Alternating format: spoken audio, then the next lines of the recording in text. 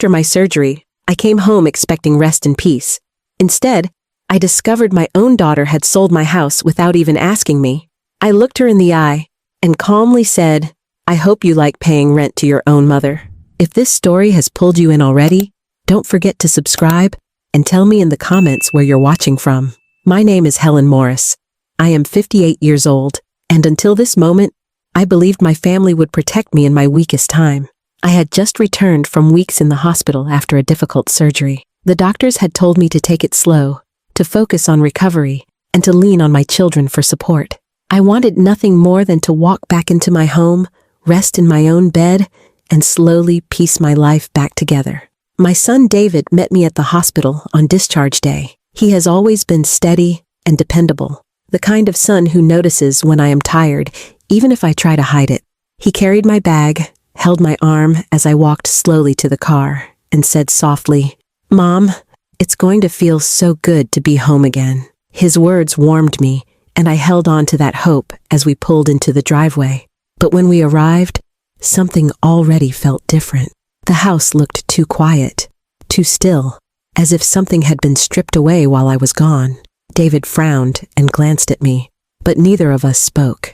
I told myself I was just imagining things, that I was nervous from being away so long. Inside, I found my mother, Margaret, waiting in the living room. She is 80 now, frail but sharp-minded. She hugged me gently and whispered, "I'm glad you're back, Helen.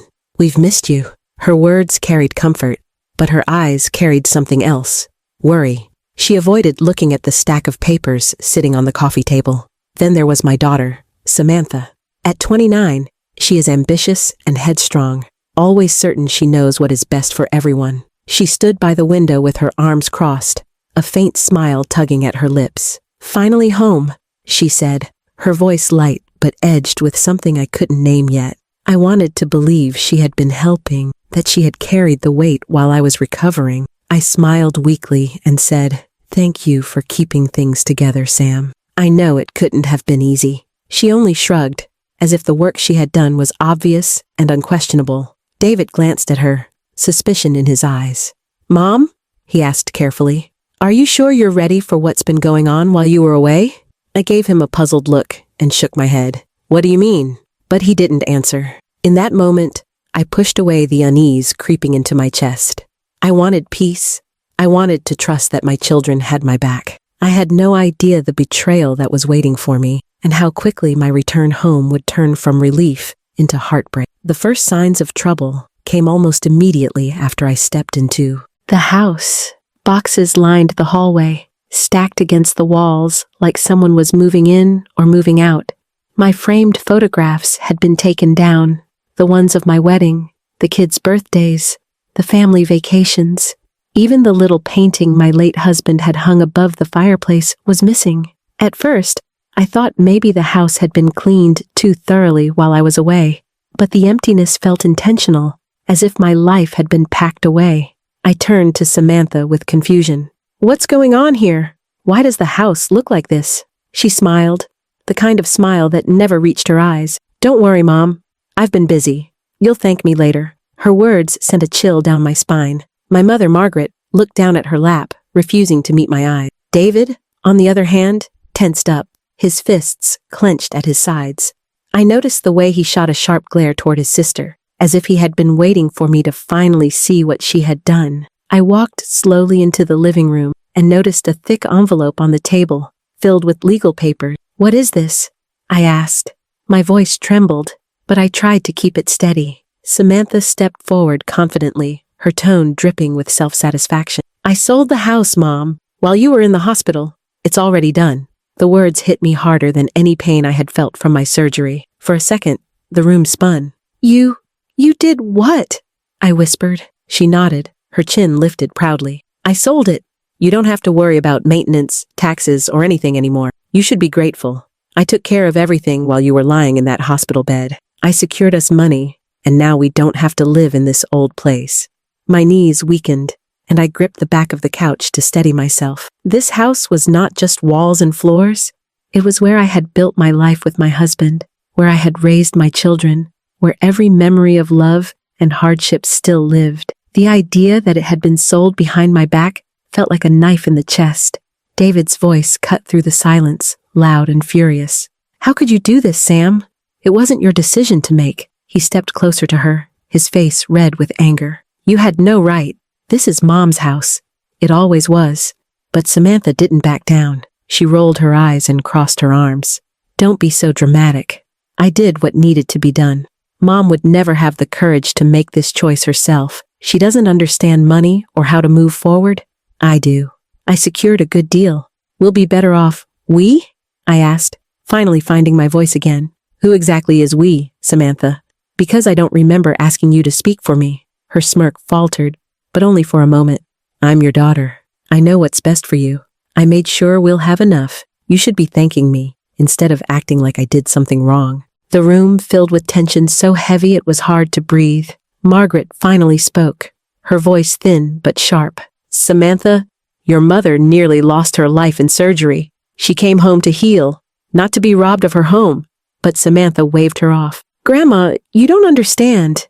Times are changing. Holding on to this old place was only dragging us down. I've already signed the papers. The money will clear soon.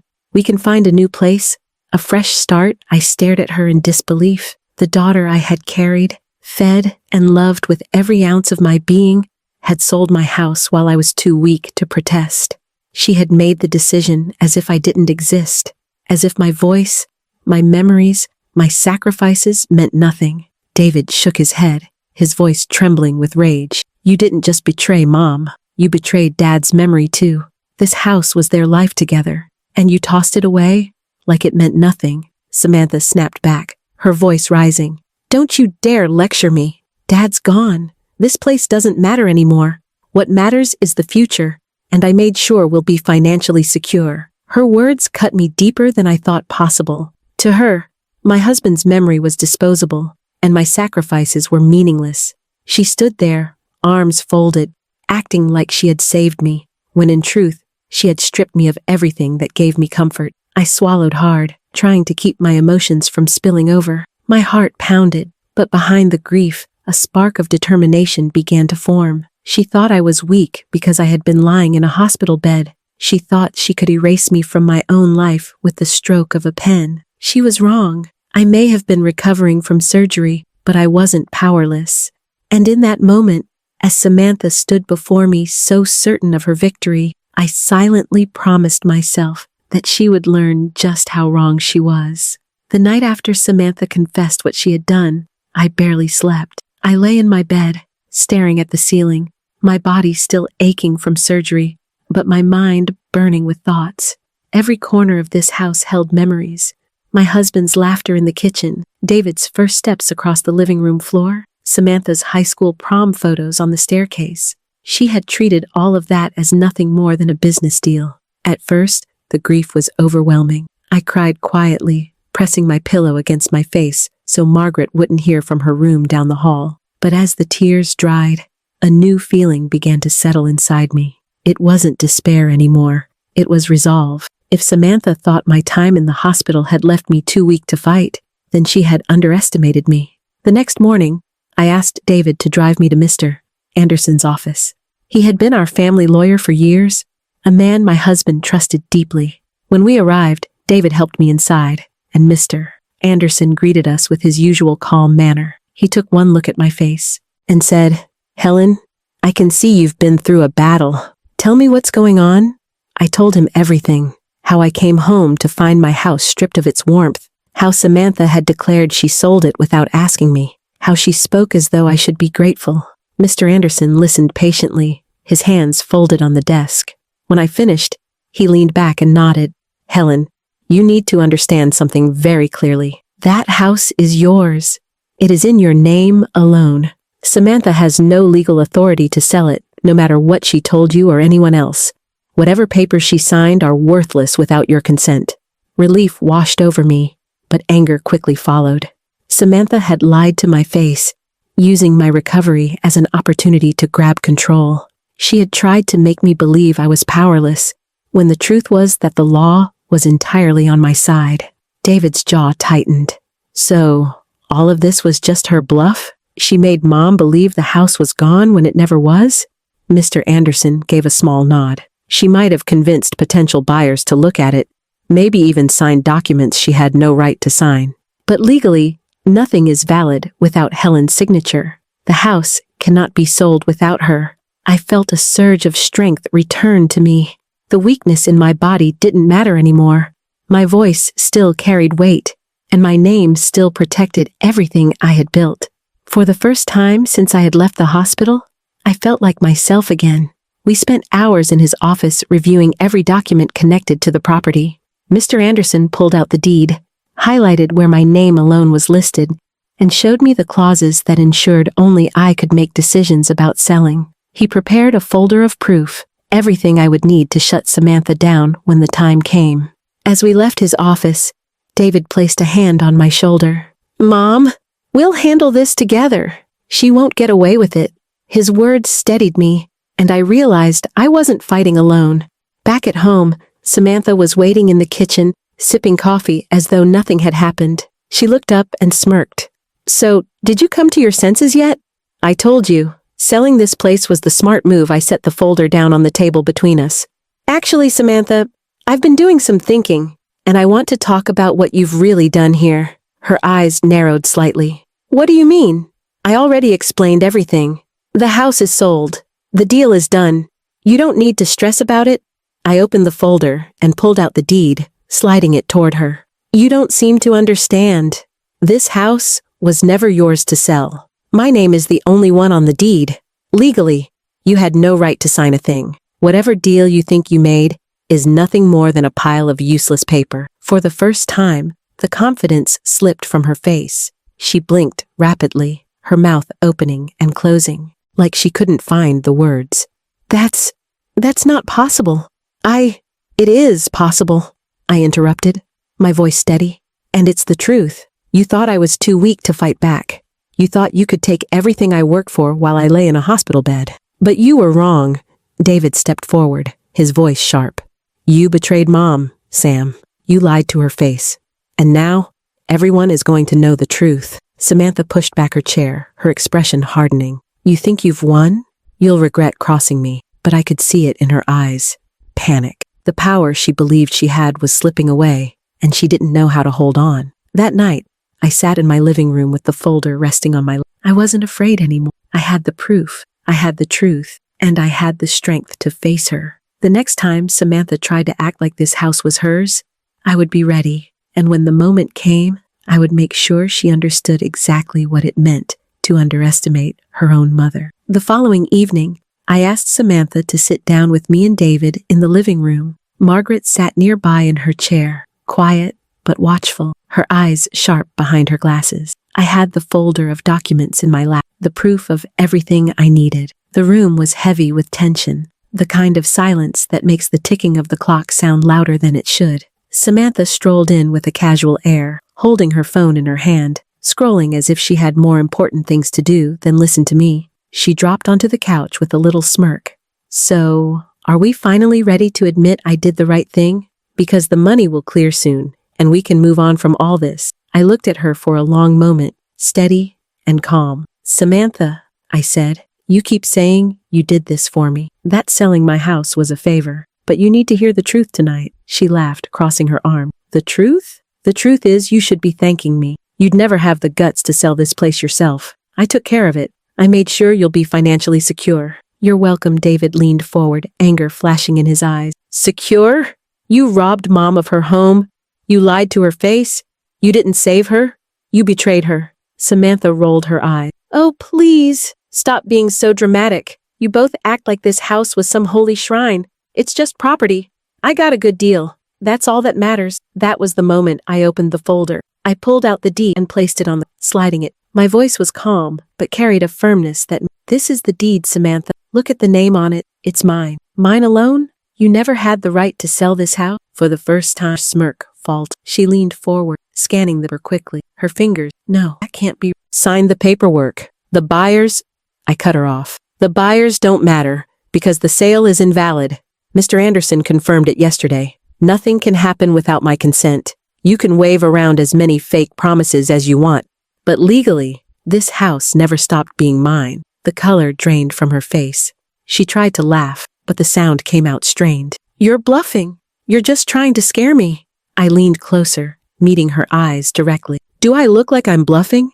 You tried to take everything from me while I was recovering from surgery. You thought I was too weak to fight back, but you forgot one thing. I've built this life with my own hands, and no one, not even my own daughter, will take it away from me." Her mouth opened, but no words came out. She sat back slowly, her phone slipping from her hand onto the cushion beside her. The silence in the room was thick, broken only by the steady beat of my heart as I spoke the words I had been holding inside. "I hope you like paying rent, Samantha, because the next time you step into this house, it won't be as its owner, it will be as my tenant." The weight of those words hit her like a stone. Her eyes widened, her face turning red with a mix of shock and humiliation. She stammered, You wouldn't do that to your own daughter?" David's voice cut in, sharp and unwavering. "She wouldn't have to if you hadn't done this to her first. You dug this hole, Sam." "Don't look surprised now." Margaret, who had been silent all this time, finally spoke, her voice steady and low. "Helen is your mother. She gave you love, shelter, and everything you ever needed, and you chose greed over gratitude. Tonight, you see the cost of that choice." Samantha's head dropped, her shoulders sagging. For the first time, she looked small, no longer the confident woman who thought she controlled everything. She muttered, "This isn't fair," but the words were weak, hollow. I gathered the papers back into the folder and stood slowly, my body still fragile, but my spirit strong. "Fair would have been you respecting me when I needed you most. Fair would have been you asking, not taking. But this is justice, and I will never let you treat me like I don't matter again." The silence that followed was final. Samantha didn't argue this time. She grabbed her phone, stood abruptly, and stormed out of the house, slamming the door behind her. I sank back into my chair, exhausted. David reached for my hand, squeezing it with quiet. "You showed her," he said soft. Margaret nodded, her eyes shining with approval. In that moment, I realized the climax wasn't just about proving her wrong. It was about proving to myself that even in my weakest moment, I still had the strength to protect what mattered. Samantha had tried to take everything, but instead, she gave me something I hadn't felt in a long time. Power over my own life again. After Samantha stormed out, the house fell silent. The slam of the front door still echoed in my ears, but instead of leaving me shaken, it left me with an unexpected calm. For the first time since I had come home from the hospital, I felt in control. The house around me looked different now. It was still the same walls, the same floors, the same familiar furniture, but it no longer carried the heavy shadow of her arrogance. It was my home again, and I had reclaimed it. David stayed by my side, his hand still resting on mine, as though he was afraid I would collapse under the weight of what had just happened. "Mom," he said quietly, "you were incredible tonight. You didn't let her push you around. You stood your ground." His words were simple, but the pride in his eyes spoke volumes. Margaret leaned forward in her chair, her frail hands folded together. "Your husband would have been proud of you too," she said. "You showed strength, not through anger, but through truth. That is the kind of strength that lasts." Her words touched me deeply. For years, I had carried the responsibility of this family alone, often quietly, without recognition. Hearing my own mother say those words made me realize I had done something important, not just for myself, but for everyone who still believed in family loyalty. The days that followed were not easy. Samantha sent angry messages, accusing me of betraying her, claiming I had ruined her plans. She tried to twist the story to relatives, making herself the victim, but the truth had already spread. David was quick to defend me whenever someone asked. Claire, my sister who lived out of state, called me in tears after hearing what happened, telling me I had done the right thing. Even the neighbors who had seen the for sale sign disappear overnight began to whisper their support. The more people knew, the less power Samantha had. Inside myself, though, the healing went beyond words. I realized that for too long, I had let her control the narrative. Her confidence, her constant reminders that she knew best, had silenced me into believing I was powerless. But now, with one calm but firm stand, I had proven that wasn't true. My voice still mattered, my choices still mattered, and this house, full of my husband's memory and my family's history, was still mine to protect. One afternoon, David sat with me at the kitchen table sipping coffee. He looked thoughtful before finally saying, "Mom, maybe this was a blessing in disguise. It hurt, but it showed you who she really is. Now you don't have to wonder anymore. You know where her loyalty stands." His words stung, but they were honest. Sometimes the hardest part of betrayal isn't losing what someone takes, it's realizing who they were all along. I thought about Samantha a lot in those days. As angry as I was, I couldn't erase the fact that she was my daughter. I remembered her as a little girl, running barefoot in the backyard, painting messy pictures at the kitchen table, falling asleep on the couch with her head in my lap. How had that little girl grown into someone so consumed by greed and entitlement? I didn't know if our relationship could ever be repaired, but I knew one thing. Forgiveness would only come when she showed true remorse, and until then, I had to protect myself first. Weeks later, I sat alone in the living room, watching the sunset through the window. The light filled the room in warm shades of orange and gold, and for the first time, I felt at peace in the quiet. My surgery scars still ached sometimes, but my spirit no longer felt wounded. I had learned something powerful. Being a mother doesn't mean sacrificing yourself endlessly. Sometimes it means drawing a line and teaching your children that respect is not optional. That night, I walked through the house slowly, touching the photographs, the walls, the little pieces of memory that had almost been stolen from me. I whispered softly, as if my husband could still hear me. We kept it safe. We kept it ours. The greatest lesson from this ordeal was clear. Betrayal can break you if you let it, but it can also build you if you stand firm. Strength is not about shouting or fighting. It is about knowing your worth, holding on to it, and never allowing anyone, even someone you love, to take it away. By the end, I wasn't just the woman who came back from surgery to find her home stolen. I was the woman who looked betrayal in the eye and took back what was hers. And that, I realized, was the kind of victory no one could ever take from me. If this story moved you, don't forget to subscribe and share in the comments where you're watching from. I'd love to hear your story too.